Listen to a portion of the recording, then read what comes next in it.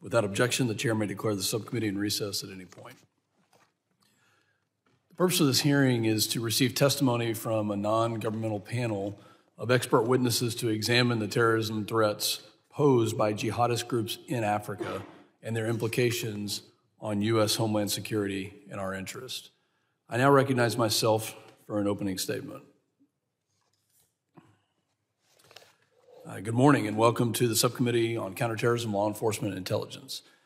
We're holding this important hearing to examine and discuss the rising threats posed by terrorist groups in Africa and its impact on the security of our homeland and Americans abroad. This is a topic of critical importance, not only to this committee and this subcommittee, but also, I think, to our entire country.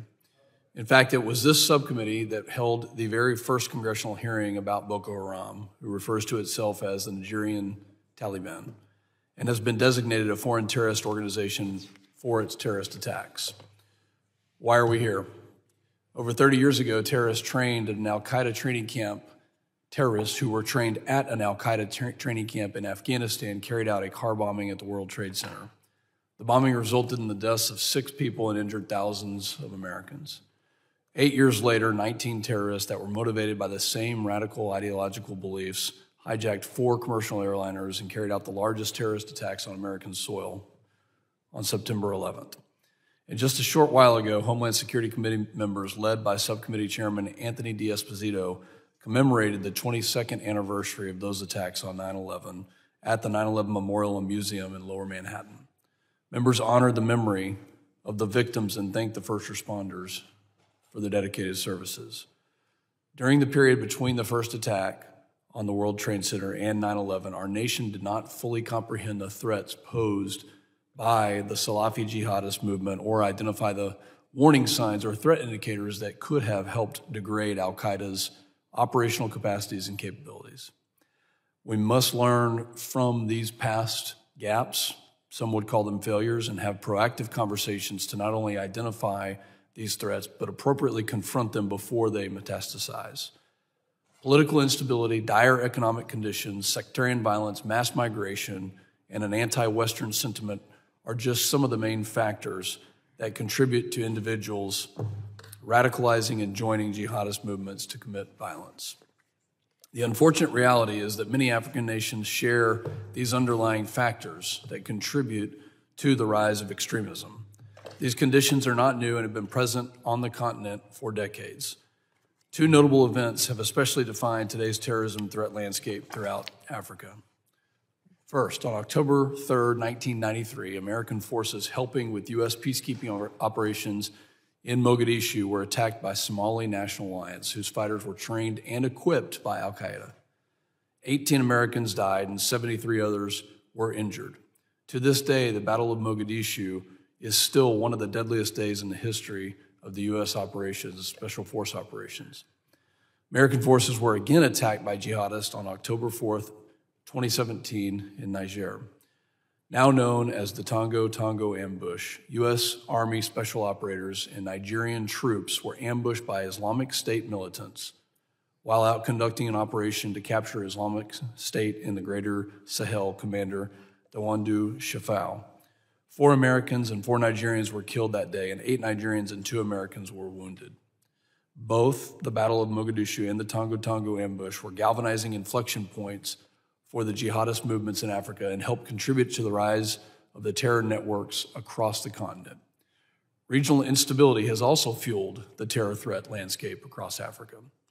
After the collapse of ISIS caliphate in Syria and Iraq, many of the jihadists escaped to various countries throughout Africa.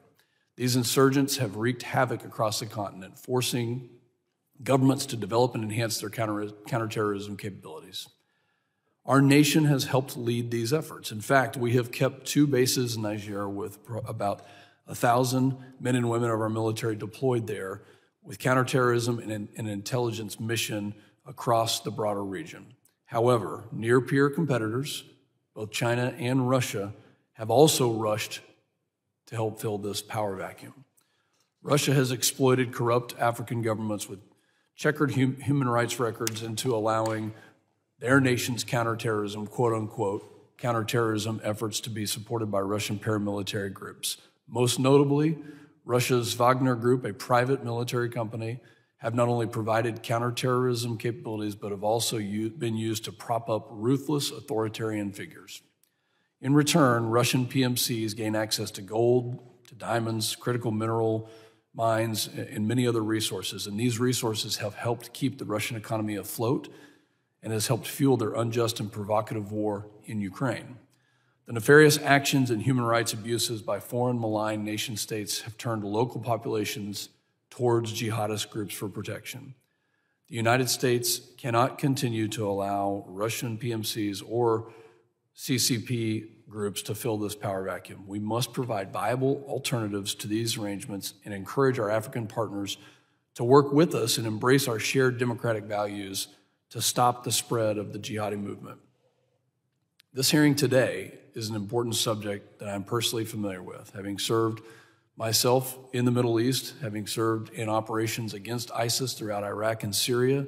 I know firsthand just how deadly these periods of time can be when you have the ability for these groups to grow unchecked and to not have the appropriate partnerships abroad. Our African partners must not fall victim to the sheer brutality of these jihadist groups or allow anywhere on the continent to become a new breeding ground for extremism.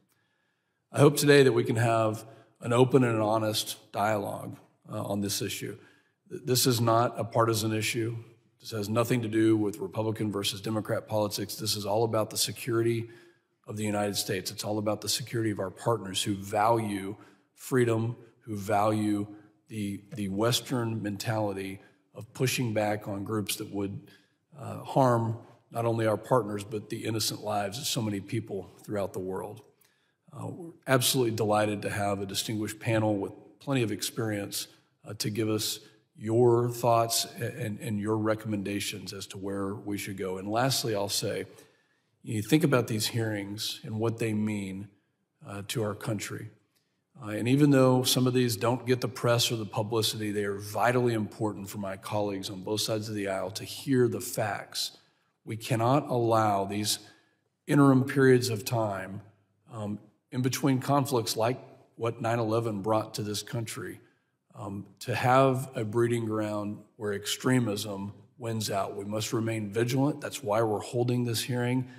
What keeps me up at night is the thought that these groups who do have a track record and have the absolute motivation to harm Americans, to harm the American way of life, to harm our partners, that's what keeps me up at night, is thinking about those places on earth that we're not thinking about, that we don't have visibility into, and what can we be doing alongside our partners, and especially in Africa, to help prevent those things from metastasizing.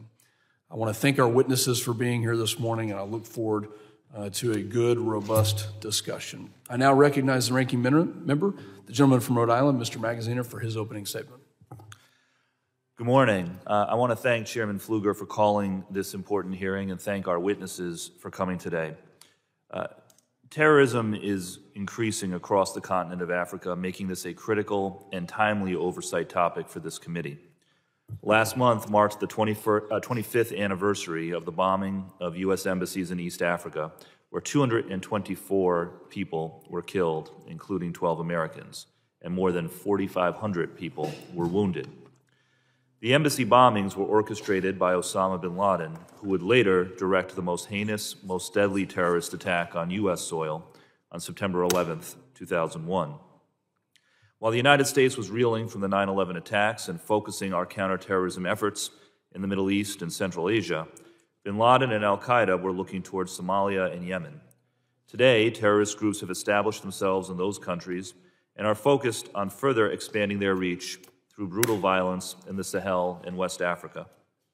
The reality is that 22 years after the 9/11 attacks, al-Qaeda and ISIS affiliates are still active, especially in Africa, and newer terrorist organizations have emerged to spread to the African continent as well. Al-Qaeda's richest and most successful affiliate, al-Shabaab, today controls large territories in Somalia, despite more than 15 years of military operations and airstrikes, and has also killed U.S. citizens, soldiers, and contractors in Kenya. 10 years ago last week marked the anniversary of the Westgate shopping mall attack, where 64 people died at the hands of al-Shabaab terrorists. Al-Shabaab has launched an incursion of as many as 2,000 terrorist fighters deep into Ethiopia, and it has killed thousands of people in attacks across Somalia. Another al-Qaeda affiliate, JNIM, operates in West Africa, and particularly in the nations of Mali and Burkina Faso. JNIM has attacked French, UN, and local security force personnel, has brutally murdered civilians accused of collaborating with the state, and has encircled the capital of Mali while spreading deeper into the Sahel and southward into coastal West Africa. And al-Qaeda and its affiliates are not the only terrorist organizations in Africa that conspire to attack Americans. Over the past 7 years, ISIS has spread its influence throughout the Sahel region. ISIS Sahel has predominantly focused on local targets in the border areas of Mali, Burkina Faso, and Niger, but the group has claimed credit for killing 4 U.S. soldiers and kidnapping at least 1 U.S. citizen. And in Nigeria, the most populous country in Africa, Islamic State West Africa has established itself as a leading extremist group in the region. Now, these threats may seem far away from the U.S. homeland, but we must be clear-eyed that what is happening in Africa affects our security here at home. Though the intelligence community assesses that Africa-based violent extremist groups are primarily threats to the regions in which they operate, these terrorist organizations seek to target Americans and no doubt would take advantage of any opportunity to bring their reign of terror to our homeland as well. In addition to working with friendly governments in Africa to crack down on terrorism, we must redouble our efforts to combat terrorist groups' ability to radicalize individuals in the United States through the internet as well. We know that al-Shabaab and ISIS have recruited American citizens and citizens of other Western countries to engage in terrorism domestically, using social media to encourage sympathetic or troubled individuals to attack targets here in the United States. Furthermore, we know that these terrorist groups often rely on Americans and other Westerners to help fund their operations.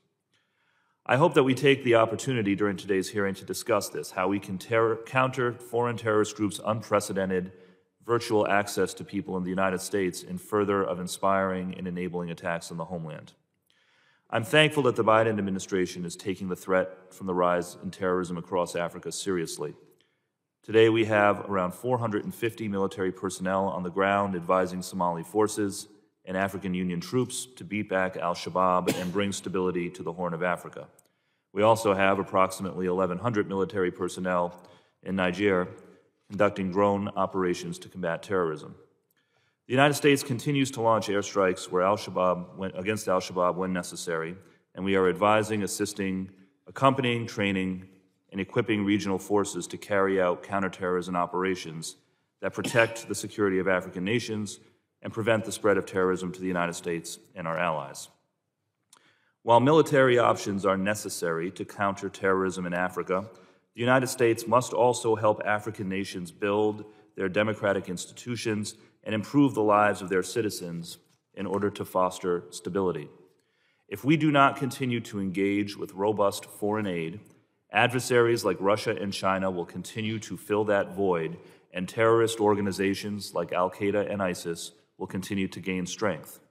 It is in America's national security interest to be a good partner to those nations in Africa who are aligned with our values. Today's hearing is an important opportunity for members of this subcommittee to demonstrate that we are united in a bipartisan effort to defend the American people, protect the homeland, and ensure the security of African nations from terrorist threats. I look forward to hearing from today's witnesses, and I yield back. Thank you, Ranking Member Magaziner. Other members of the committee are reminded that opening statements may be submitted for the record. I'm pleased to have a distinguished panel of witnesses before us today on this very important topic, and I ask that at this time the witnesses please rise and raise your right hand. Do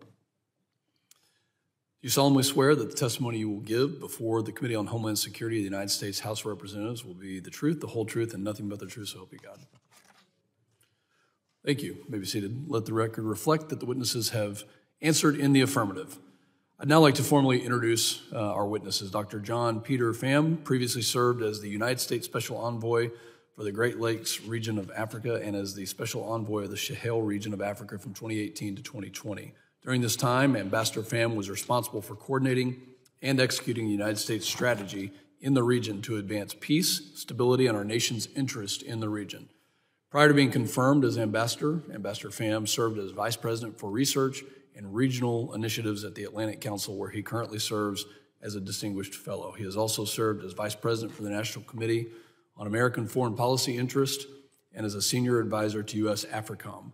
Lastly, he is a tenured professor at James Madison University, where he taught courses related to justice studies, political science, Africana studies, and led the Nelson Institute for International and Public Affairs. Welcome. Mr. Joshua Maservi is a senior fellow at the Hudson Institute, where he focuses his research on great power competition in Africa, African geopolitics, and counterterrorism. He has also served as a research fellow for Africa at the Heritage Foundation and has worked at the Atlantic Council's Africa Center and U.S. Army Special Operations Command. He has also served in the Peace Corps, where he was stationed in Zambia. Welcome. Dr. Aaron Zellin serves as the Richard Barrow Fellow at the Washington Institute for Near East Policy, where he also directs the Islamic State Worldwide Activity Map Project. He is a visiting research scholar at Brandeis University. Dr. Zellin is a published author and has written extensively on the jihadist threat landscape. He earned his PhD in War Studies from the King's College in London in December of 2017, and his dissertation on the history of the Tunisian jihadi movement was nominated for King's College London Graduate School Prize for the Outstanding PhD thesis. And I may also mention that we were colleagues at the Washington Institute for Near East Policy while I was a visiting fellow there, and I'd like to thank Robert Satloff and Michael Singh for their efforts as well. Welcome. Our fourth witness today is Ms. Donna Charles, who serves as the Director of the West Africa and Sahel Programs for the United States Institute of Peace. Prior to joining the United States Institute of Peace, Ms. Charles served as a professional staff member on the House Foreign Affairs Committee, where she handled issues pertaining to Africa and UN peacekeeping efforts. In addition, she has spent nearly a decade with the State Department in various roles pertaining to African affairs, counterterrorism policy, and sanctions. Ms. Charles is also a veteran, and we appreciate your service through the United States Air Force. Thank you for being here. I'd like to thank all of our witnesses for being here. You have submitted great written testimonies. However, I would ask you to please summarize those in a 5-minute period, which I know is very difficult at times. But I would like to now recognize Dr. Pham for your 5 minutes opening statement. Thank you very much, Mr. Chairman, Chairman Pfluger, Ranking Member Magaziner, and distinguished members of the subcommittee. Permit me to begin by thanking you not only for the opportunity to testify before you today on the subject of the rise of terrorism in Africa and its impact on the security of our American homeland, but also for the sustained attention which the United States House of Representatives has given to this challenge over the years. As the title of this hearing correctly suggests, there is indeed a rise in terrorist activity in Africa, and it does impact the future security of our homeland. Let me address both of these in turn. First, while thankfully the number of deaths caused by terrorism around the globe has been on the decline the last several years, although of course even one death is too many, the progress is uneven. In Africa, the trend has been sadly of increased violence, with the Sahel region in particular witnessing a significant deterioration last year, according to the data set of the Global Terrorism Index. In fact, just 2 Sahelian countries, Burkina Faso and Mali, alone accounted for 1/3 of all deaths from terrorism around the world. It's not just the sheer number of deaths has increased from the year before, but the terrorist attacks themselves have become more lethal. There is one counterterrorism good news story from Africa in 2022, and that was Niger, which saw a 79% decrease in deaths from terrorism. Alas, the coup in that country exactly 2 months ago risks undoing that progress. Second, while the Sahel appears remote superficially to America, it's worth remembering that the centuries-old trade routes leading across the Sahara Desert to the Mediterranean and beyond to Europe run across this region. Today, those ancient paths are used both for human trafficking and the smuggling of drugs and other contraband to Europe, and thus represent a vulnerability to a number of U.S. allies. In addition, in the wake of the pivot from their dependence on Russian oil and gas, many of our European allies have come to rely on energy exported from West African producers via pipelines that traverse the Sahel region. For these and other strategic reasons, the United States has maintained 2 bases in Niger, with approximately 1,000 men and women of our armed forces deployed there, with a mission of both intelligence gathering and counterterrorism across the wider region that has become invaluable and will prove even more so in the weeks and months ahead, given French President Macron's announcement this past weekend of a pullout of his country's military forces in Niger by the end of the year. And while the regional affiliates of al-Qaeda and the Islamic State constitute much of the infrastructure for terrorism and violent extremism in the Sahel and across Africa, do not presently appear to have the capability to attack our American homeland, that doesn't mean they would not if somehow, God forbid, they come into those means. Moreover, there are U.S. citizens well within their reach, as the long ordeal of aid worker Jeff Woodke, held captive for over 6 years after he was kidnapped from Niamey, Niger, underscored, as well as significant American economic and other interests across the African continent, including in countries where terrorist groups have been stepping up attacks in recent years. If you may, let me pivot to offering several considerations about the U.S. response to terrorism in Africa and the possible threat this phenomenon poses to American citizens and interests, as well as to our homeland. First, time and again, the mistake has been made to underestimate, if not entirely discount, the threat faced. Part of this is attributable to an analytical bias to limit future possibilities to extrapolations from the past, a hermeneutical choice that ignores the dynamic potential of many of these terrorist organizations. Another part of the explanation is much more basic: the sheer lack of resources for Africa-related intelligence and analysis across the whole of the U.S. government. Given the geopolitical, economic, and security stakes, the failure to invest more in institutions and personnel and training and strategic focus is incredibly short-sighted. Second, with the exception of the Department of Defense, across the U.S. government, there's an artificial division of the continent that frankly is rejected by not only Africans, but it's also unhelpful. In reality, there are few compelling geopolitical, economic, or strategic reasons to separate the North African countries from the rest of the African continent.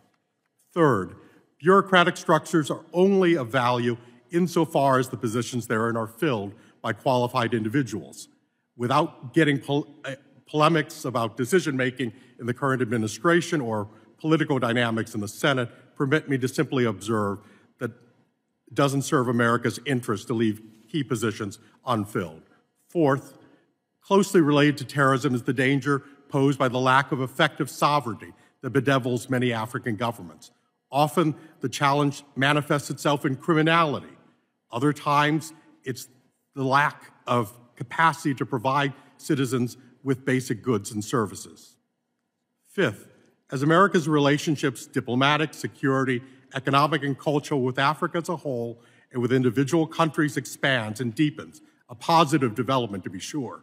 An unfortunate downside is the potential risks to U.S. persons and interests, as well as the homeland, necessarily increase. Quite simply, the threats exist, and more engagement by its very nature increases exposure and vulnerability. And just 2 more points.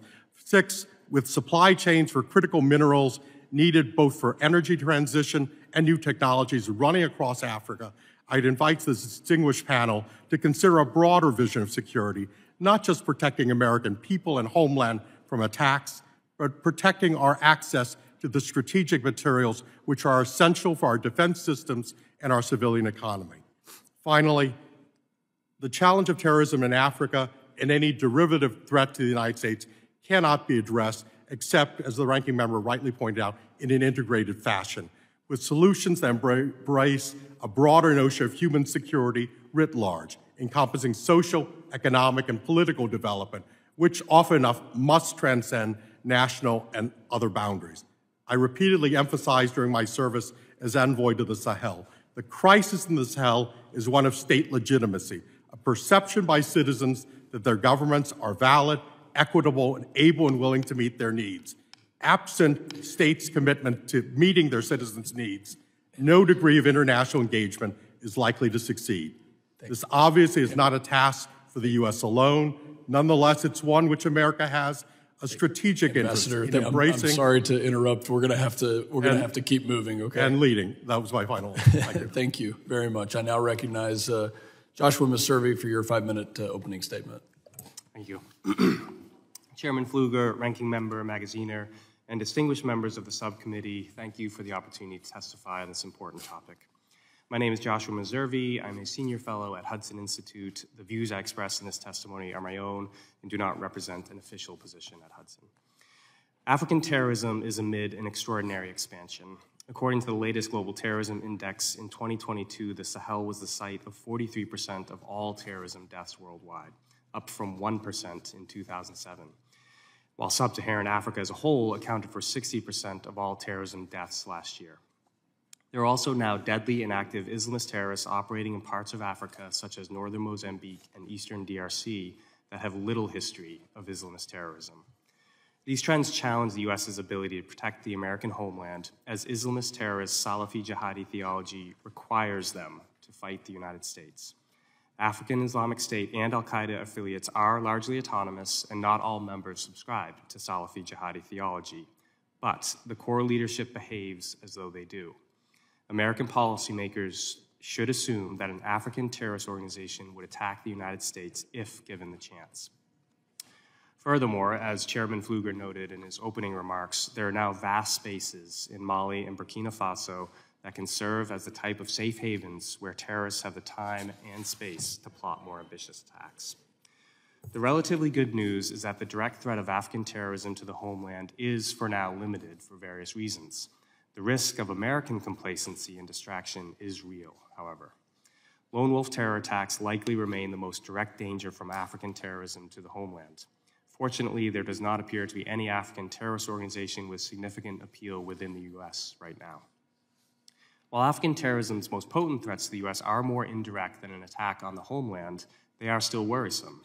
They include, 1, attacking Americans and American interests on the continent, something terrorist groups have done for decades. 2, providing military leaders with a pretext for launching coups. The putschists in Mali, Burkina Faso, and Niger all invoke their country's worsening terrorism-fueled insecurity as justification for taking power. 3, creating the type of instability that provides opportunities for American competitors like Russia through its Wagner Group. 4, undermining important economic projects, such as how ASWJ in northern Mozambique shut down operations around a massive natural gas field in the area. Unfortunately, current trends in Africa suggest that these dangers will likely grow. The dismal state of governance on the continent, of which the recent rash of coups is both symptom and cause, enhances the appeal of terrorist messaging. Furthermore, the Wagner Group, to which some governments have turned, operates in ways that exacerbates the governance deficiencies that contribute to terrorism in the first place. Meanwhile, this is happening against a backdrop of the rapid growth of Salafism in Africa that has widened the pool of Muslims who share some core theological beliefs with Salafi jihadis. Bearing in mind that the most effective interventions will enhance what viable and committed governments, military, civil society, and ordinary citizens are already trying to achieve on the ground in terrorism-affected areas, the U.S. should, 1, coordinate the fight against terrorism with partners and allies. The problem of African terrorism is far too large for the U.S. alone. 2, cooperate with the remaining relatively stable West African countries to build a terrorism firebreak. 3, hold Middle Eastern countries to their promises to stop funding extremism, including the proselytization of fundamentalist Islam. This appears to be less of a problem now than it was a decade ago, but it requires continued attention. 4, ensure adequate religious literacy among U.S. diplomats and military personnel, as the U.S. has a recent poor track record in understanding religiously motivated actors like Salafi jihadi terrorists. 5, continue and enhance efforts to bolster trade and investment between the U.S. and Africa, which would help ameliorate one element of the enabling environment for terrorism, which is the lack of economic opportunity many Africans face. And 6, continue, improve, and expand support for African civil society organizations. These groups are often among the few that are capable and committed enough to push their governments to perform better. Thank you again for this opportunity to testify, and I look forward to any questions you may have. Thank you for your testimony. I now recognize Dr. Zelen for your opening statement. Thank you, Chairman Pfluger. It's a pleasure to see you again. Thank you, Ranking Member Magaziner and the distinguished subcommittee for giving me the opportunity today to testify on terrorism threats emanating from parts of the African continent, in particular focusing on issues and recommendations related to the Sahel region, especially in Mali, where insecurity is getting worse by the day. There are two main jihadi groups now operating there, the Islamic State's Sahel province and Al-Qaeda's branch Jamaat Nusrat al-Islam wal-Muslimin, or just JNIM. You can get more specifics on the background of both groups in my written testimony. This increased insecurity can be directly linked to the August 2022 withdrawal of French forces. At the time of the French departure, the Mali insurgency had not been deterred or defeated, but it has undoubtedly worsened since. The French withdrew at the request of the current Malian government, which seized power after a coup in May 2021 and expressed its preference for the Russian-backed Wagner Group as a preferred counterterrorism partner. According to the Armed Conflict Location and Event Data Project, 60% of Wagner's violent engagements in Mali have targeted civilian non-combatants. Rights groups therefore argue that such Wagner actions unintentionally drive support for both the Islamic State in Mali, or ISM, and JNIM, which capitalizes on grievances against local governments for recruitment purposes, highlighting that Washington and its allies cannot bifurcate counterterrorism and power competition as an either-or challenge, since it will only undermine the challenge of both. According to a late August 2023 UN report on ISM and JNIM, in less than a year, the Islamic State in Mali has almost doubled its area of control in rural eastern Manaka and large parts of the Ansango area in southern Gao. As for JNIM, the report states that it controls several gold mining sites across northern Mali and villages in at least the Mopti region. Making matters even more complicated for Washington, on September 16th, Mali signed a mutual defense treaty with Burkina Faso and Niger, an alternative and competitor to the French-led G5 Sahel alliance, one of the main bulwarks in recent years over the challenge of ISM and JNIM in the region. From an American security perspective, one area that is potentially worrying in the future is that a cohort of regional foreign fighters, mainly from surrounding countries, have appeared in the ranks of both ISM and JNIM. In past conflict zones with jihadis, this has led to external operations against Western homelands. It should be noted that JNIM and its parent organization, Al-Qaeda in the Islamic Maghreb, has been uninterested in external operations in Western homelands, though it has targeted Westerners and Western interests locally. The greater risk for potential external operations comes from ISM, even if it remains a low risk at this current juncture. History dictates, though, that the longer the group possesses a safe haven and the opportunity to expand its rule, the more capable it will be of planning operations, whether directed, guided, or inspired, as previously observed by IS's provinces in Syria, Libya, and Afghanistan. The current Malian preference for Wagner, which effectively blocks Western nations from the theater, limits U.S. options for meaningfully shaping dynamics on the ground.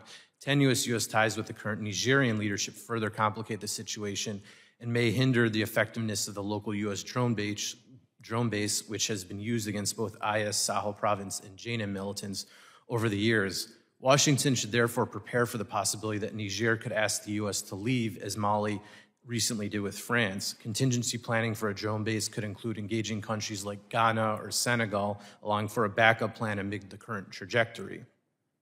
The U.S. Treasury Department should consider applying broader sanctions against ISM and JNIM leaders and financial networks. To date, only 4 senior figures have been designated from JNIM and 2 from ISM, with 2 of these 6 figures now dead. Furthermore, neither group has seen a designation against them since 2021, even as both groups have gotten stronger. Likewise, it is also worth confronting the Wagner Group and its logistics without hesitation. In late July, the U.S. sanctioned 3 Malian officials for facilitating and expanding the Wagner Group's operations in the country since December 2021.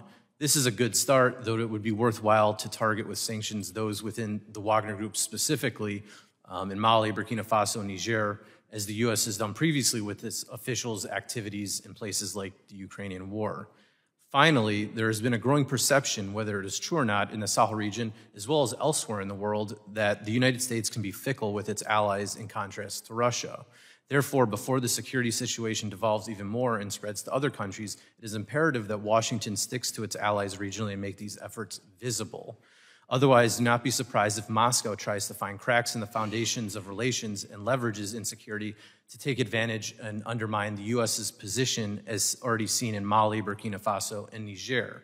Remembering that counterterrorism and power competition are linked in these conflict zones will also alleviate tactical and strategic misunderstandings and deter Russia from taking advantage of a warped view by Washington that these issue sets are somehow not linked. Thank you very much. Thank you, Dr. Zelen. I now recognize Ms. Charles for your opening statement. Good morning, Chairman Pfluger, Ranking Member Magaziner, and distinguished members of the subcommittee. I thank you and your staff for the opportunity to discuss the rise of terrorism in Africa and the potential threat it poses to the homeland. As Director for West Africa and the Sahel at the U.S. Institute of Peace, I lead the Institute's efforts to inform public policy and programs that are designed to help our partners counter violent extremism, prevent and stabilize regional conflicts, promote community-led peace-building initiatives, and advance good governance reforms in the region. During my tenure at the State Department, where I focused on terrorism in Africa, I witnessed how important it is for the United States to remain vigilant in its efforts to neutralize, contain, and deter threats against Americans at home and abroad. While my professional experiences will inform my testimony and responses today, they are wholly my own and do not reflect the positions or policies of the U.S. Institute of Peace or any other department or agency. My testimony focuses on 3 critical issues that I assess are foundational to addressing the complex landscape of terrorism in sub-Saharan Africa and how its evolution poses a threat to the homeland. The first is understanding capabilities and intent, which shapes our knowledge of terrorist operations and how to best counter them.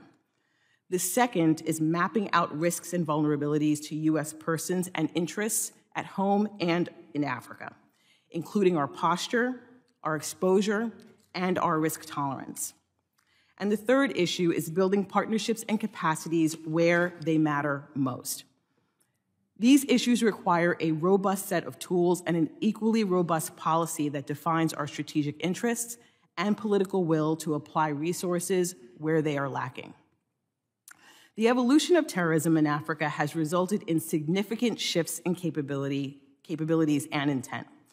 A prime example of this shift is Al-Shabaab, the Somalia-based al-Qaeda affiliate. The group's capabilities have advanced substantially over the last 15 years and almost proportionately to its capacity to raise money.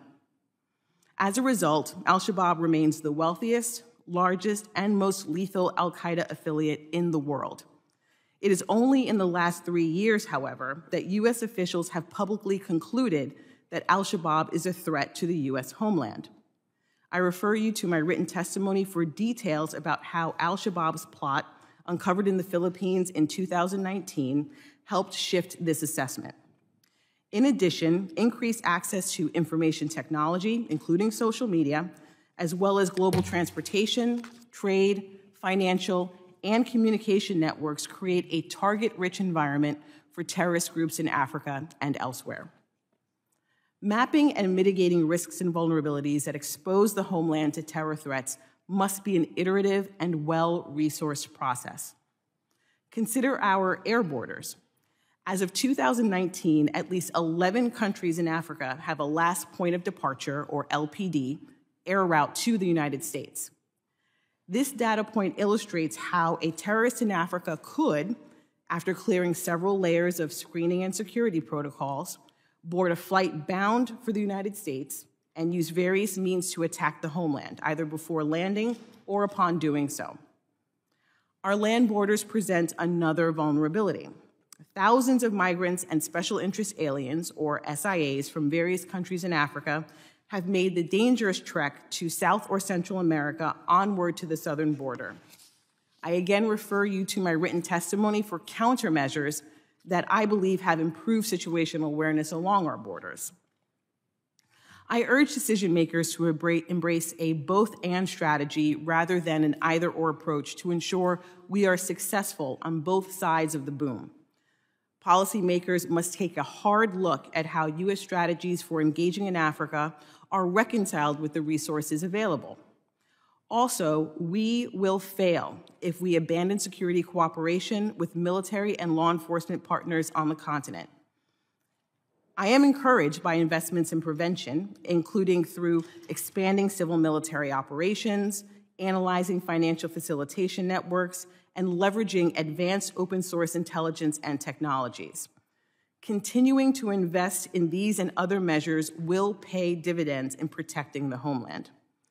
I thank you for holding this hearing on this very important topic. I'm honored to appear before this committee, and I look forward to answering your questions. Thank you, Ms. Charles. I now recognize the ranking member. Chairman, I ask unanimous consent that Ms. Jackson-Lee be permitted to sit with the subcommittee and question the witnesses. Without objection, so ordered. I ask the committee for something slightly out of order. I ask unanimous consent to offer Dr. Zellin about 2 minutes to provide this committee a little bit of educational background on the difference between ISIS and Al-Qaeda. And if you will, give us about 2 minutes on that. We know that we've heard the terms, but tell us about your testimony. It was very interesting, and I think the education will be really good for us. Thank you, Chairman. So the two groups originally were previously together. So the Islamic State of Iraq was part of Al-Qaeda. Then the group broke away in 2013.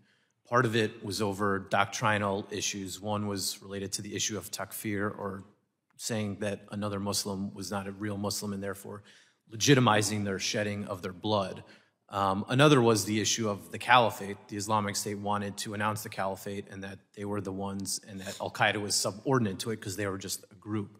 So essentially, the Islamic State views itself as needing to have administrative control in the areas that it operates right away, and it doesn't matter if they have the support of the local populations. Think of ISIS as like a totalitarian regime, whereas Al-Qaeda is more like an authoritarian regime when it operates. Al-Qaeda, in turn, as a consequence of lessons learned from the Iraq War, believes that instead it needs to first gain some level of support from the population, sort of a, hearts and minds approach. Obviously, they're the ones who are still in control, but they believe if they can explain to the local population first their ideology, that in turn people will agree with them because from their perspective, what they believe is the true Islam, even though, as we all know, it's a twisted version of it. So therefore, Al-Qaeda has more of this gradualist approach related to, working with the population, taking over territory, implementing Islamic law based off of their interpretation, whereas the Islamic State has more of a direct approach where they want to do it right away, and it doesn't matter who's in the way, essentially. So think of it as more of like a totalitarian versus an authoritarian approach to their broader agendas. Thank you. Thank you very much. Members will be recognized by order of seniority for their 5 minutes of questioning, and an additional round of questioning may be called after all members have had the chance to be recognized. I now recognize myself for the first round of questioning. I'm going to go to Ms. Charles. You said something very interesting. It's pertinent today, and this was not in my line of questioning, but you talked about the trek that people are making from Africa to Central and South American countries and the vigilance that we need to have on our southern border. Can you please expand on that and what that threat is? I have personally been to these regions. I've been to the Darien. I saw people from West Africa, from Sub-Saharan Africa that were in the Darien this summer. So please tell us that vigilance that we need to be preparing for here. Thank you, Chairman Pfluger. I'm happy to. One of the things I want to emphasize at the outset is that the migration crisis that we are seeing, especially as it pertains to African migrants leaving the continent, is one that should be considered from a humanitarian perspective as well. I think it's important to understand that the vast majority of people that are leaving dire conditions in sub-Saharan Africa, either because of environmental stresses, because of violent conflict, because they have been victimized or targeted by their governments. At the end of the day, people who are willing to make this trek to South and Central America, to the southern border, are clearly desperate. Now, I think it's also important to recognize that within that group, we have seen that there are opportunities for threat actors to use these routes to get to the United States or get to regions close to the United States to conduct operations, to facilitate other elements of their organizations, and it's important to be clear-eyed about the threat that this poses. While I will not speak for what any department or agency is doing today, I will say that in my professional experience, I am aware of the routes that have been taken by certain actors who are associated with terrorist organizations operating in sub-Saharan Africa. And you'll see various methodologies for that. The majority of people leaving sub-Saharan Africa tend to migrate toward Europe, right, using either the North African routes to Libya. Do they pose a terrorist threat in Europe as well? My understanding is that there are elements within these large groups. You have to understand that these are thousands of people. Yeah. And there are elements within that group that have links and associations with terrorist organizations in Africa. I'm going to keep moving. I want to pick up on this here in a minute, but Mr. Meserve had a very interesting point. You said that they are required, that these jihadists are required to fight the United States. So picking up on where Ms. Charles talked about, can you kind of, and you said in your testimony the African terror threat has likely become more acute because of the Taliban's conquest of Afghanistan, and you went on to talk about the relationship is unlikely to dissolve soon, and the Osama bin Laden effect, the allegiances that were sworn. It's been 2 years since you published that particular article. Do you feel that the Taliban's resurgence has impacted jihadist states in the Sahel?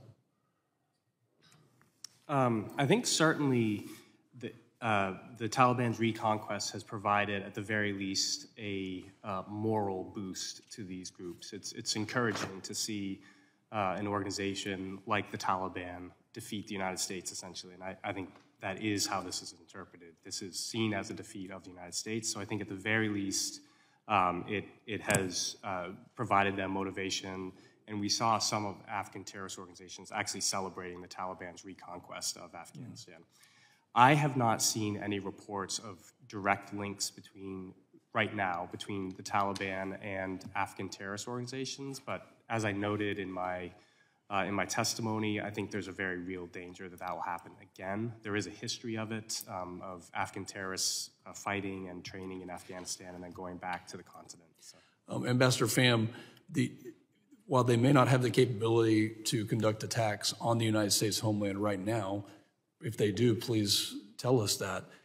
Is this headed to a point where these groups, whoever they may be, Al-Qaeda affiliated, ISIS affiliated, do they have the motivation to attack the U.S. homeland or U.S. interest? Thank you, Mr. Chairman. As Mr. Meserve pointed out, the motivation, the theological underpinnings are there. What they've lacked to date, thank God, is the capability, but they're constantly seeking. We've seen this, for example, with Al-Shabaab in Somalia, where they've increasingly built increasingly sophisticated, even undetectable, the laptop bomb case a few years ago. So they're striving for it. To date, they haven't, but they will continue to do so. And the reasons Ms. Charles pointed out earlier, I would just add to that, we don't know what we don't know. And our databases of individuals, especially for African terrorist organizations, are not as robust because we haven't invested the resources that we have, for example, for screening individuals from the Middle East or South Asia. And that's a vulnerability. Thank you very much. My time has expired. I recognize the ranking member for your line of questioning.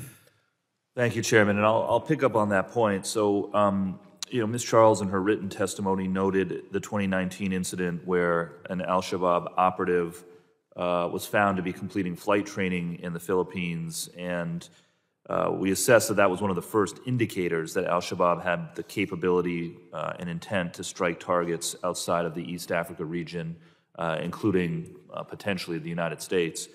So what more can we be doing or should we be doing to identify these plots and disrupt them before they occur? Because to the prior point, the eyes of the world have been focused on the Middle East and elsewhere, and what do we as a government need to be doing to support that intelligence gathering and disrupt those plots with regard to these African terrorist groups? Thank you for your question, Ranking Member Magaziner. what made the 2019 plot so significant was the fact that Filipino authorities were the ones that detained Cholo Abdullah in his hotel room, his quarters. And while I cannot speak to in this setting the specific circumstances that led the Filipino authorities to Mr. Abdullah, I will say that it is critical to understand that those partnerships, the partnerships that the United States has with Filipino authorities, as well as, when you think about it, other authorities throughout sub-Saharan Africa and globally, really help us extend our visibility and extend our awareness and understanding of the threats that are plotting against either their interests or U.S. interests, either in that region or in the homeland.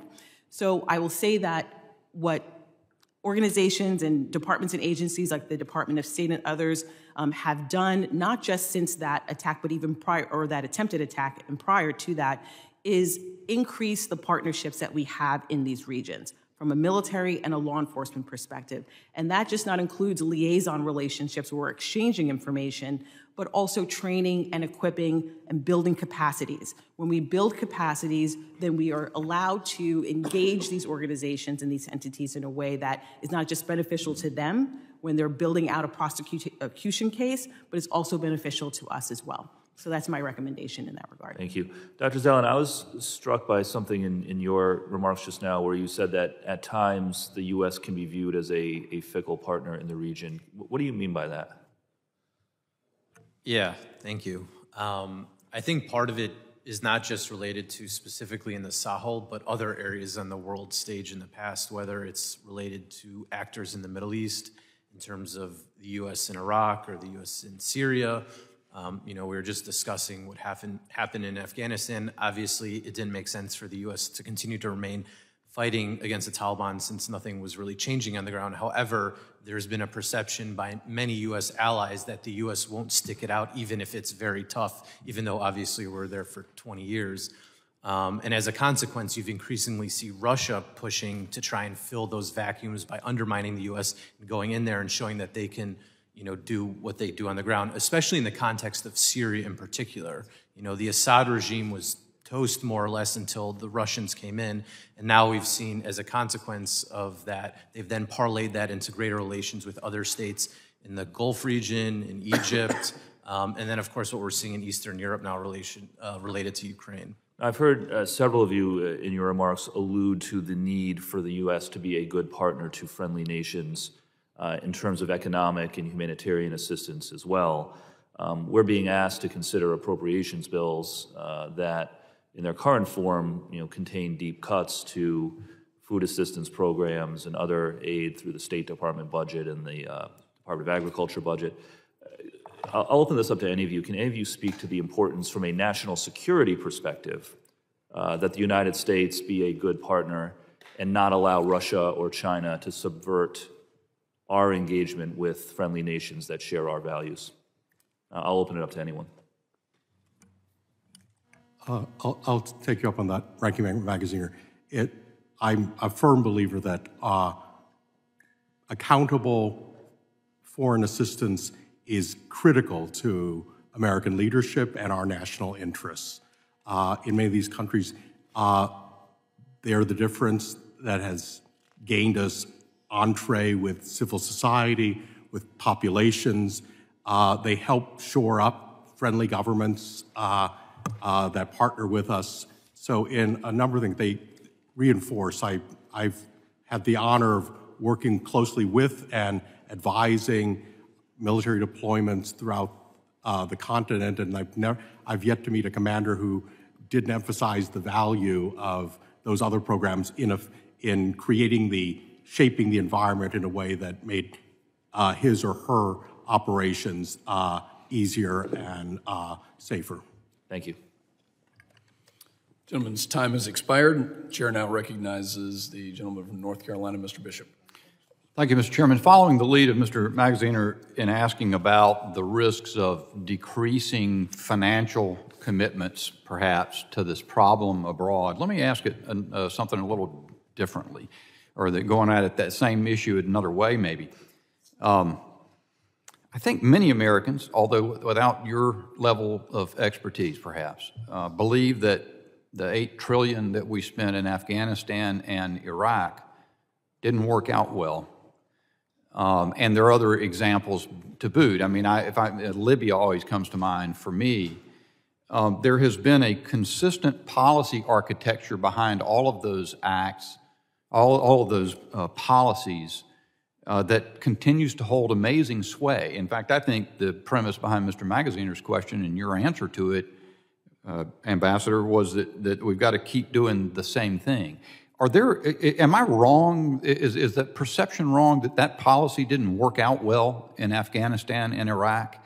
And is it that the United States just wasn't permitted to stay for 40 years or 50 years or 100 years as opposed to some other fundamental defect there? Sir, if I may clarify my remarks, I think our foreign assistance is critical to our leadership, but it is foreign assistance with our partners. And very often, what we don't have is partners. A wonderful example, I would say, is the leading beneficiary of PEPFAR, which is for renewal, and beneficiary of AGOA, which is up for renewal next year, is South Africa, a country I would hardly cite as a partner of the United States, in fact, a partner of our adversaries. And why they should be the leading beneficiary in Africa befuddles me, sir. Anybody else want to comment on what I've asked? Ms. Charles? Thank you, Representative Bishop. One of the points that I'd like to emphasize, especially as a veteran and somebody who has deployed to the Middle East and have worked on training equipped programs, is that we learned important lessons from the situation in Afghanistan. I think that I would like to commend the entities and organizations that have done extensive research on those lessons that we've learned. And one of the things that I think we learned is that tactically, operationally, strategically, it is difficult, if not impossible, to, I would say, prop up a government, a military with tools, resources, equipment that they will not have the capacity to use for a long period of time.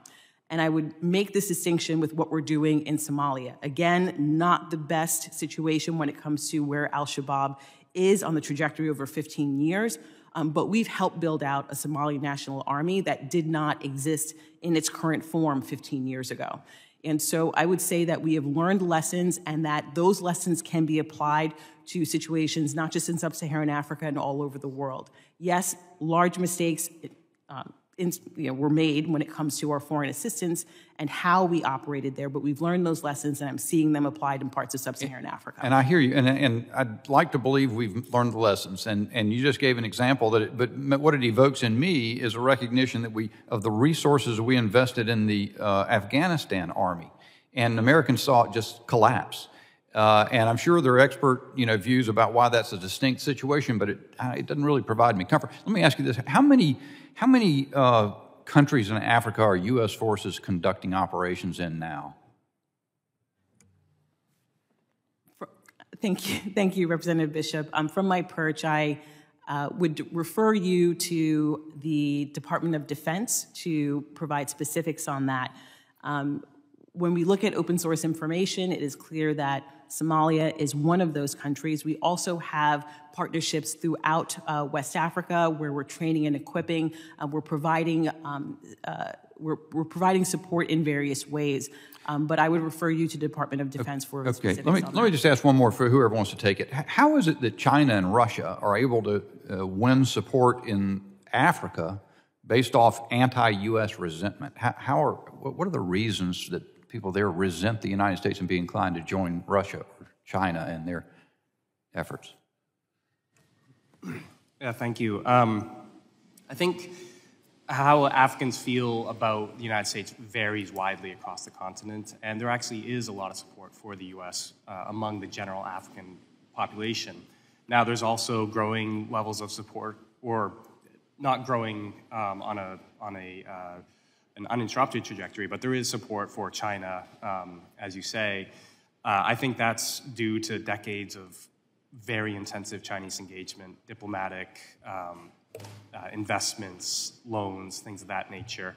but there's also a growing wariness of Chinese engagement because of fears that perhaps some of these countries are too engaged with China. On the Russia side, yes, we saw Russian flags being waved during some of these coups and such things. I would suspect that some of that was Russian propaganda, frankly. Like, I don't know where they would have gotten those flags other than from the Russians themselves. But it's also true that, yes, there is resentment towards former colonizers like the French, for instance, who have a very difficult history in that region. So it's very, very complex. I don't think the U.S. is out of the game, so to speak, as far as our person-to-person diplomacy and our ability to win influence and support from the general Afghan population. Thank you, Mr. Chairman. Thank you, Mr. Bishop. Chair now recognizes Mr. Cray for 5 minutes. Thank you, Mr. Chairman. I want to thank both our chairman and our ranking member for holding this most important hearing. I want to thank the members today here, witnesses, for your testimony. Africa, continent that's exploding in terms of importance, population, center of resources. Russia, China, the U.S., everybody's trying to control, influence the area. For the U.S., I hate to say this, but we only pay attention when we see smoke. And by then, the fire is raging out of control. Mr. Chairman, I want to submit an article for the record today. Without objection. It's Calgary Herald by David Beasley, former South Carolina governor and former director of the UN World Food Program, and it's entitled "Ahead of Business Forum in Banff, Former Top UN Official Warns of Widespread Starvation Due to Conflict." Sir David Beasley and I have been talking for a number of months. I'm going to quote him, and he says, "I cannot tell you how many times mothers would say to me, my son or husband did not want to join ISIS or Al-Qaeda. We had not fed our little girl in 2 weeks. What were we supposed to do? The extremist groups use food to recruit, and especially in the Sahel region, as well as in the Horn of Africa, places such as Somalia, where you have Al-Shabaab." He goes on to say, "During the Arab Spring, there were over 48 nations of unrest and political instability due to rising food prices. The international hunger crisis is much worse today than it was in 2010. He goes on to say, "The cost of feeding a Syrian in Syria is about 50 cents a day. The cost humanitarian to support that Syrian in Germany is about $70 or more per day." Heard all of you very carefully. You've barely mentioned starvation food. So I'm going to ask all of you, today, the U.S. is the breadbasket of the world. Do you know how much foreign aid, U.S. aid, we provided Africa? Mr. Pham. Mr. Reservity. Yeah. Yes, go ahead. I only have 2 minutes. Yeah, the approximate U.S. aid to Africa, sub-Saharan Africa, is approximately 7 billion. Is that going up or down? The trend has been relatively steady. Is that enough? I would say it is enough if spent wisely. Mr. Reservi. Yeah, I agree with the last comment. It has Mr. Zelland, Dr. Zelland. I think we need to think about the continuing degradation of the environment and how climate change is affecting. So hunger is only going to get worse and worse, and hungry people do desperate things. There's also the issue of the grain crisis from the Russian-Ukrainian conflict that's affected a lot of nations in Africa as well, since they don't have access to it now because of the Russian blockade on Ukraine. So, Ms. Charles, go ahead. I would say that the humanitarian assistance is an important part of it, but we also need to work on the opposite end or the other side of that, which is improving the technology transfer and allowing the information that we have about agriculture to help transform lives, subsistence farmers, et cetera. So we do a lot in humanitarian assistance, emergency food assistance. For instance, we are the largest donor to, bilateral donor to Somalia. Ms. Charles, I would say that all of that is good, but if you're starving today, by the time you get technology transfer and other resources on the ground, it's probably going to be too late. And my concern as a policymaker, and we're debating how much foreign aid we are giving countries today in terms of food, is trying to get attention, trying to understand the pragmatics, the reality where the rubber meets the road. That family in Africa not having enough to eat, and how we can help possibly with food, as you know, Governor Beasley said, either you feed these people or you're going to continue to throw gasoline on top of a fire that will eventually overwhelm us. So, you know, I would ask all of you to go back and think about how important is it today to feed the starving people like in South Africa for our own personal interest. Mr. Chairman, my time is up. Thank you very much. The gentleman's time's expired. I now recognize myself for 5 minutes. Mr. Meservey, in May 2023, you wrote a paper titled, "America's Best Choice in Sudan is the Least Bad Option." In that paper, you mentioned that a sustained conflict in Sudan would lead to a major humanitarian and migration crisis. How could a potential refugee crisis from any country experiencing instability in that region impact this nation's ongoing crisis at the southern border? Yeah, I think as we've been discussing during this testimony, or during this hearing, that when you get increased migration flows, whether within Africa or across the southern border, for instance, it does raise the risk of terrorists using those flows to embed themselves. We've seen this during the Syria crisis. We know for a fact that some terrorists use that crisis and the migration flows into Europe to get into Europe and wage attacks. So, yeah, that's always should be a concern of these around these conflicts. Ambassador, you highlighted that the centuries-old trade routes across the Sahara Desert are now being used by malign actors for human trafficking and the smuggling of narcotics and other contraband to Europe. Can you briefly describe which specific drugs are coming through that route? Two in particular, cocaine from Latin America, some of it moving from Colombia via Venezuela to the Sahel, and the other one is cannabis, some of it grown on the continent, those are the two primary ones, sir. Okay. And these same routes have also have a variety of energy pipelines that support Europe's efforts to pivot from Russian oil and gas. Can you briefly discuss the threats posed to those pipelines and how these threats could potentially impact global energy?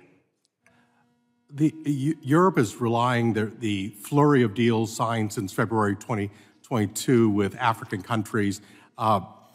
One of the ones that's most preoccupies, I think, energy analysts is the Trans-Sahara pipeline running through Niger into Algeria and then over to Spain. That's been now put in doubt, both because of the coup in Niger, the petroleum minister being arrested, and now the increased jihadist activity in that country and in Mali, in the northern part of Mali as well. Okay. And now this is for any of you. So the Homeland Threat Assessment of 2024 published this month by DHS stated, and I quote, "As of July, approximately 160 non-U.S. persons in the TSDS attempted to enter the United States via the southern border this year, most of whom were encountered attempting to illegally enter between points of entry. This represents an increase from the approximately 100 encounters in all of fiscal year 2022. Do you think the rise in terrorism in Africa could be contributing to the increase in this number?"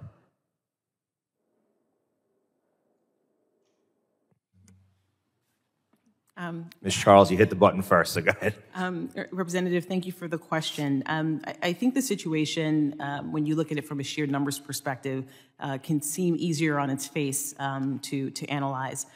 It's a nuanced and complex situation, and I think that the numbers that we're looking at, especially from the TSDS, as you refer to, that information is fed from various databases, as I understand it, and the United States can do a better job at scrubbing this information and ensuring that it is accurate. I have seen in my professional experience that some of the information is contestable, and so it's important to sort of provide that nuance and context there. But at the end of the day, the rise of terrorism in Africa does not necessarily mean that we are going to see a threat to the United States that's proportionate. It's important for us to ensure that the partnerships that we have in South America, in Central America, and the tools and technologies that we're using, like Bitmap, ATSG, Pisces, et cetera, are employed in a way that can help us identify those potential threats well before they get to the southern border. So that's the point that I wanted to emphasize. And I only have 30 seconds left. Dr. Zelen, through your research, have you seen any threat indicators from jihadist groups from the region that we're discussing today that would present a direct threat to the U.S. homeland? Currently, no. It's a low risk. However, if they continue to control territory, especially in Mali region with the Islamic State, they've shown previously in cases in Syria, Libya, and Afghanistan, if they have the time and space, they will attempt to either direct an attack or try to guide people in the homeland that are already here or try to inspire them. So it's something that needs to be focused on continuously. Thank you very much, Doctor. My time's expired. I now recognize Ms. Titus for 5 minutes. Thank you, Mr. Chairman. Getting back to the topic of what's happening in Africa and what we can do there, I would ask you, Ms. Charles, to talk a little bit about the Global Fragility Act. That was established, for those who don't know, in 2019, set aside 10 countries where we should be focused, directing our efforts in those countries to try to stabilize the situation, look at what the threats are to growing democracy, how the U.S. can do better, coordinating with locals on the ground there for their input. Now that's going to be running out fairly soon, and it's woefully underfunded. Could you talk about how it works and what its contributions are to countering this terrorist rise? Thank you, Representative Titus. One of the things that I will say about the Global Fragility Act and its related strategies is that it is meant to, with the resources provided year over year, to help capacitate not just national governments, but also working with local governments, civil society, using a whole of society approach to ensure that those elements that foster fragility, if you will, can be addressed in a sustainable way. I completely agree that the resources provided, especially year over year, for a region like West Africa, coastal West Africa, where you have 5 countries where ostensibly tens of billions of dollars needs to be spread out over a period of time, may not necessarily be adequate, may not be enough. But at the end of the day, the idea behind the Global Fragility Act is one that allows us to look at the problem set from a balanced perspective, where we look at the 3 Ds, development, diplomacy, and defense. We're balancing out those elements of development and diplomacy, but we need to ensure that our embassies in the region are capacitated and resourced in a way that allows the efforts associated with the GFA to be effective. We cannot mete out tens of billions of dollars to affect any change without having the ambassadors in place, poll officers in place, reporting officers in place, programs officers in place in countries like Niger, where my understanding is that embassy staffing is well below 75, even 50%. And so I will say that GFA on its face is a fantastic idea and concept, but in practicality, in implementation, there are challenges that we need to address, especially when it comes to presence. And one thing I will point out when it comes to strategic competition is that if we aim to use this tool as part of an effort to compete strategically with the likes of the Russian Federation and the PRC, we need to ensure that we look at how they're manning their embassies in the region and how we're manning ours. If we cannot compete in that regard, then I think things like GFA might not be as successful as they could be? Well, we lost a lot of State Department folks during the previous administration when that was pretty much emasculated, and we heard from the president at that time that everything was transactional and wasn't going to be invested or working with our allies in any part of the country, but the world, but certainly in Africa was this case. And isn't it better to look at the causes of this terrorism than trying to deal with them after they are more established? And we've seen that al-Shabaab, especially in some of these countries, is seen as a stabilizing force. It has its own governmental structure, provides employment, and that's a big source of radicalization when young people are not employed. It's not ideological necessarily. So if we are there competing with these other things that we could do under the Fragility Act, maybe that would be a way to circumvent it as opposed to have to deal with it after the fact. Rep. Titus, very quickly on those 2 points. I agree that it is important to look at the root causes, but again, as I mentioned in my opening statement, the both-and strategy is the most, I think, effective, right? The United States is one of the most sophisticated and capable governments out there, especially when it comes to not just our intelligence or security services, but also our ability to deploy what I call soft power. And I think that's an important thing to realize is that, you know, we are head and shoulders above a lot of our partners in terms of what we're doing. And I think we can do both things. We can walk and chew gum when it comes to not just the securitized relationships that we have, military and law enforcement, but the soft power skills that we're very good at deploying as well. When it comes to, working with journalists and civil society, we do that very well too. When it comes to the point you raised about al-Shabaab, which I think is a critical one, over time, yes, it has been shown that al-Shabaab has created structures, especially when they governed most of southern Somalia, that people saw them as a stabilizing force. However, I would argue with the idea that they were preferred. Yes, they could adjudicate civil cases, right, with land reform, if you will. They were there when there were no other security forces there. The problem, however, is that al-Shabaab offered an extortion level of security, if you will. These are people that would exact the kind of justice that would make our hair stand on end. These are people that would bury women in the ground to the shoulders and stone them if there was an accusation of infidelity. And so I would beg people to understand that while there may have been a level of stability, it was because there was a vacuum. And that's an important point to make. I think the point is that if we're not there to fill that vacuum, then we can't expect to have good results. Thank you, Mr. Chairman. Gentlelady's time has expired. The chair now recognizes the gentlelady from the great state of Texas, Ms. Jackson-Lee. First of all, I can't thank the chairman and ranking member enough for what I think is an enormously crucial hearing. This is not the Foreign Affairs Committee.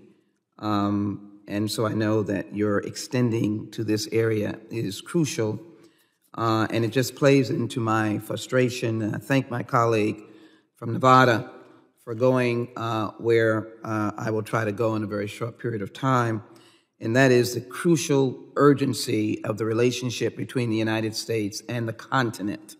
Recognize that there are more than 50 nations, but the continent.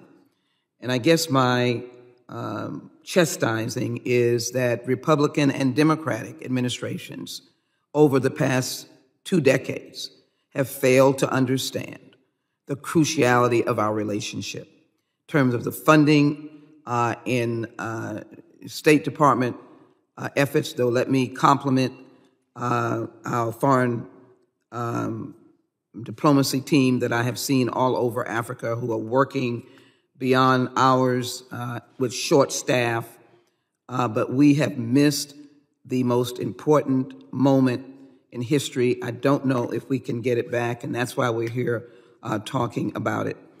The Congressional Black Caucus, led by some of us intensely engaged, were the ones that pushed for AFRICOM.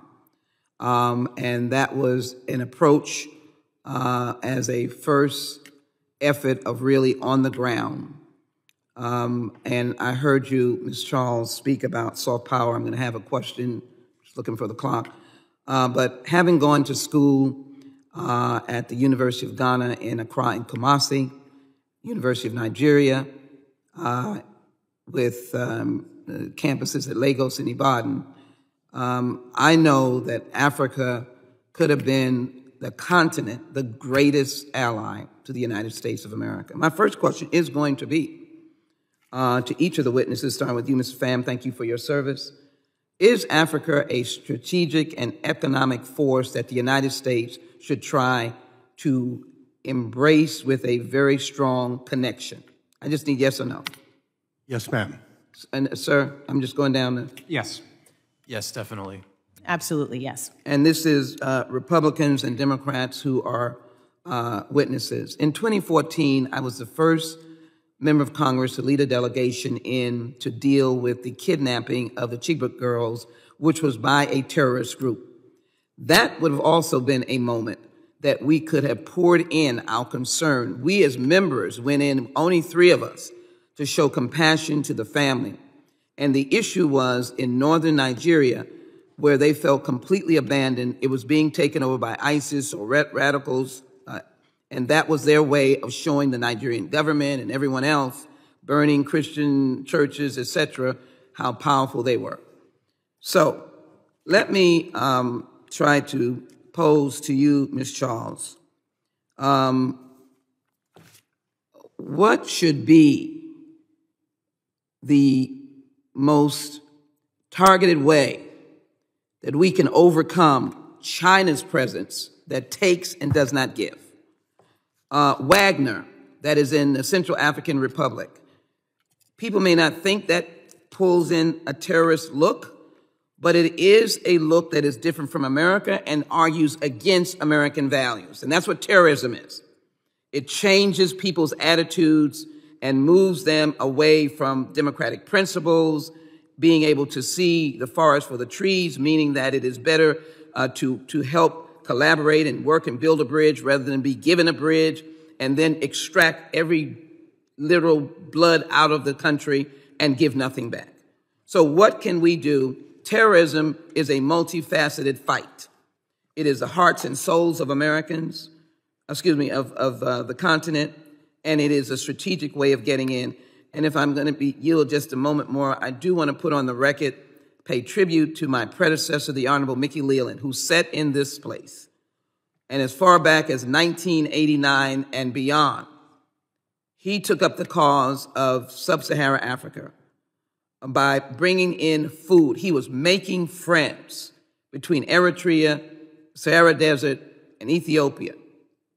And he died on the side of an Ethiopian mountain taking grain to the starving African. That should have been what we would have done. We would not be facing ISIS or Gentlelady's time has expired, but the chair will allow one more minute. I appreciate ISIS or Al-Qaeda. If you can give us a schooling, please, I'd appreciate it. And thank the chairman for his indulgence. Thank you, Representative Jackson-Lee, for your question. I will be brief in my response in that focusing on the point that you raised about strategic competition and looking at how China and Russia operate in sub-Saharan Africa.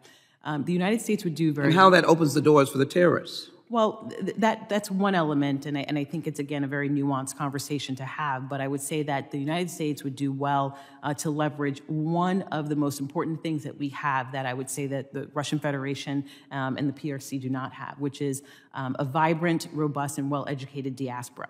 The diaspora community has been very vocal in its concerns about how the United States appears to have a fickle way of addressing some of the issues in sub-Saharan Africa. If we are more consistent in our engagement across the board, and again, use that whole of society approach, engaging civil society, engaging the grassroots organizations that Russia and China often ignore, I think that we would do well and we would pay dividends to our influence on the continent. Thank you. The gentlelady's time has expired. I thank the witnesses and our committee for the questions that have been asked today. It is a busy day, and the second round does not look like it will happen, but I do want to offer the ranking member the opportunity to make a closing statement at this time.